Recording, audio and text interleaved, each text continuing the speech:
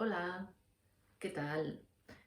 Aquí estamos un año más ofreciendo a todas las personas asociadas de Intangia y también a todas aquellas personas interesadas en conocer los intangibles culturales una cuarta temporada del podcast Ondas Intangibles.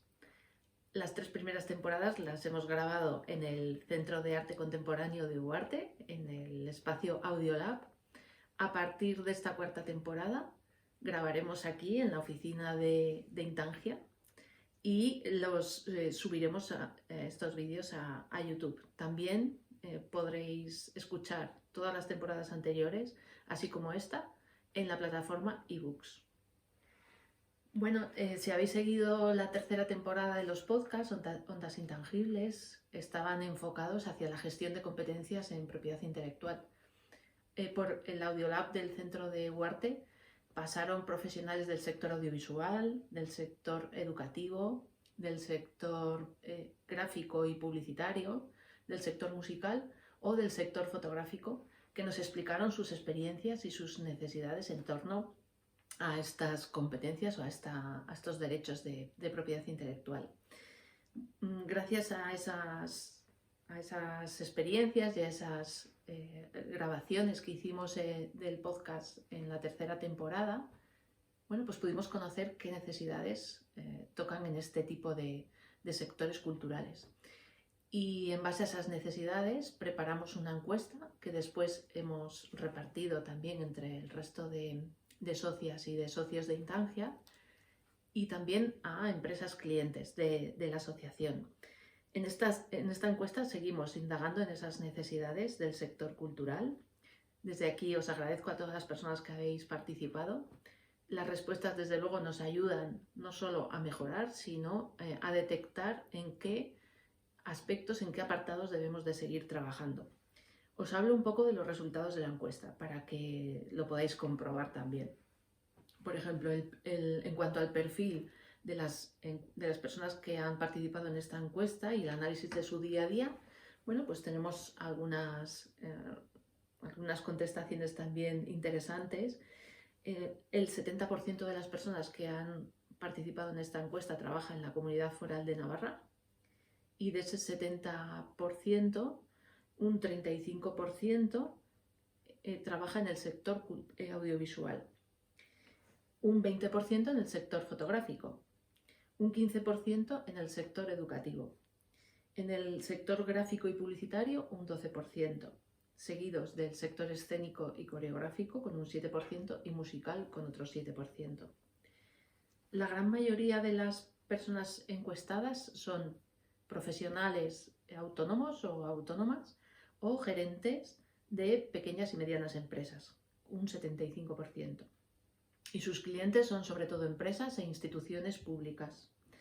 En su trabajo también colaboran con profesionales independientes del sector cultural. Un 82% necesita de profesionales independientes para desarrollar esos trabajos creativos.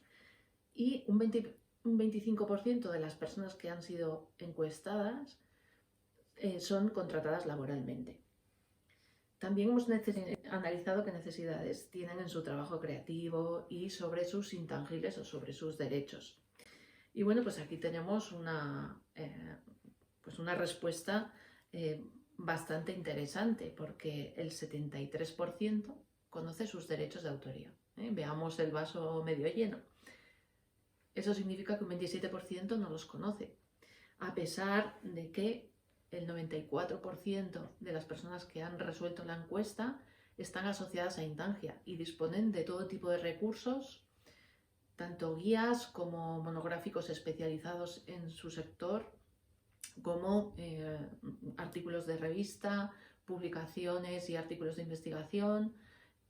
Tienen a su disposición cursos, talleres, seminarios, webinars, etc. Bueno, pues de ese 94%, un 20-27% no conoce todavía cuáles son sus derechos de autoría.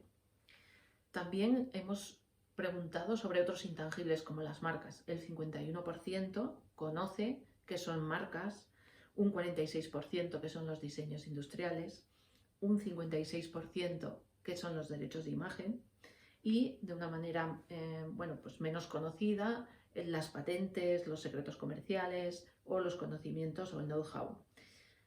Por último, cierra el ranking los derechos similares a los derechos de autoría, los derechos conexos que se conocen solo por un 15% de las personas encuestadas. Por lo tanto, lo que hemos detectado es que ya un 20% de estas personas no conocen sus derechos de autoría, cuáles son y otros intangibles que están asociados a proyectos culturales. Por lo tanto, queremos ponerle remedio a esa necesidad, ¿no? Que ese 73% que sí conoce vaya aumentando también con estos nuevos podcasts de la 4ª temporada. Y por eso en un primer podcast explicaremos qué son los activos intangibles que se pueden gestionar en los proyectos culturales, tanto derechos de autoría, además los vamos a ir explicando por sector cultural, también las marcas, los diseños, las patentes o los derechos de imagen. Esto, pues necesitaremos un par de podcasts para explicar todos estos ámbitos, todos estos intangibles que se aplican en distintos sectores culturales. Y esperemos que os ayuden también a identificar, que es muy importante que en cada proyecto cultural sepamos identificar qué intangibles están directamente relacionados en ese proyecto. Bueno, esos intangibles además pueden formar parte del capital de las empresas, cuando estamos hablando de pequeñas y medianas empresas o asociaciones u otras personas jurídicas. Por eso analizaremos en un siguiente podcast cómo se puede integrar un derecho de propiedad intelectual o un intangible en el capital de cualquier organización que sea titular de ese derecho. Esto está directamente relacionado con la pregunta que hemos hecho en la encuesta, y es el de la valoración económica. A la pregunta, ¿te has preguntado alguna vez qué precio pones a tu obra, a tu proyecto? El 74% ha contestado afirmativamente, es decir, necesita saber qué valor le da a ese proyecto y qué valor le da al derecho que nace de ese proyecto. Un 47%, por ejemplo, están solicitando ya una formación concreta para saber cómo otorgar ese valor económico a sus derechos. Por eso en ese podcast intentaremos dar respuesta a la pregunta de qué valor pongo a mi trabajo, qué valor pongo a mis derechos de autoría o a mis intangibles. Esta pregunta también está directamente relacionada con la cesión de los derechos. De hecho, un 67% de las personas encuestadas han estado en la situación de tener que firmar un acuerdo de cesión de derechos, o bien han necesitado adquirir derechos de propiedad intelectual de terceros en ese proyecto cultural. Un 50% se han encontrado en esa segunda necesidad. En estos casos también hemos preguntado qué experiencia han tenido cuando han firmado un acuerdo de cesión de derechos o cuando han planteado a un tercero firmar ese acuerdo. Y hay experiencias de todo tipo. Hay experiencias más positivas, experiencias menos positivas, pero sí es verdad que la mayoría se cuestionan si realmente han hecho un buen acuerdo. Pues bien, el 4º podcast lo vamos a dedicar a analizar las condiciones que podemos negociar cuando estamos en esa situación de cesión de derechos.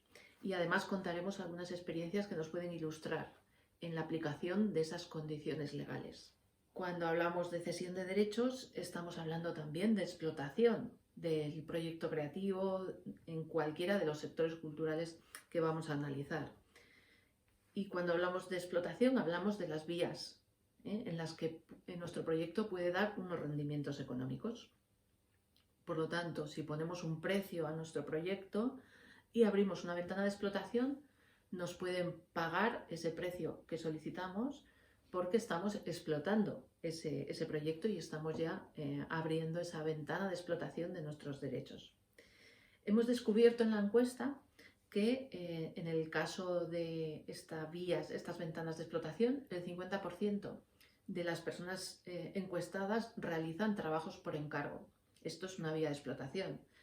Otras vías frecuentes son la publicación en web propia. Un 41% de las personas encuestadas están explotando sus creaciones, sus obras intelectuales a través de una web propia, o bien a través de redes sociales o plataformas digitales de terceros, en este caso un 36%. También es interesante que un 28% explotan sus materiales, sus contenidos, sus obras intelectuales a través de servicios formativos. Un 26% a través de exposiciones y otras vías de comunicación pública, como la actuación en directo, y un 13% lo que hacen es vender ejemplares físicos de sus creaciones. Bueno, estas explotaciones desde luego afectan directamente a nuestros derechos de autoría y a nuestros intangibles. Entonces vamos a dedicar un siguiente podcast a las vías de explotación que podemos utilizar, a las estrategias de explotación que podemos seguir para sacarle aún más una rentabilidad económica a nuestros derechos. Y además vamos a poner el foco indudablemente en la vía digital, que es la ventana de explotación por excelencia actualmente. También vemos que a veces en estas ventanas de explotación se utilizan herramientas, sistemas como pueden ser las licencias libres. En la encuesta, un 56% de las personas encuestadas lo hacen, utilizan este tipo de herramientas libres. Pero sabemos manejarlas, sabemos qué alcance legal tienen. Por eso en el sexto podcast explicaremos esas vías de explotación, qué licencias libres existen, qué condiciones se aplican cuando hacemos uso de este tipo de licenciamientos y bueno, pues también algunos consejos para utilizarlos de la mejor forma posible. A veces esa explotación requiere de algunos pasos previos. Por ejemplo, demostrar que somos las personas autoras de esos contenidos, tener una prueba de autoría. O bien tener un registro que acredite que somos titulares de algunos intangibles, como las marcas, los diseños o las patentes. Bueno, lo que nos sorprende de la encuesta es que menos de la mitad de las personas encuestadas están utilizando símbolos como el copyright o el símbolo de registrado o incluso el símbolo del sello self-copyright. Aunque casi un 70% han realizado algún trámite de registro de propiedad intelectual o de registro de marca principalmente. Esos son los dos trámites más habituales.